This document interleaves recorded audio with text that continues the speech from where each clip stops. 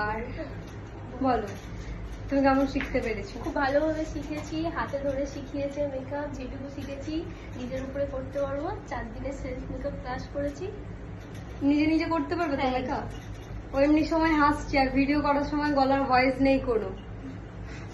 আরে সত্যি ওরা খুব ভালো, ওরা আজকে যেটুকানি মেকআপ করেছে আমি খুব ভালোভাবে দেখাচ্ছি, ওরা পুরো নিজেরাই করেছে, এখানে আমি কিছুই বলে দিইনি।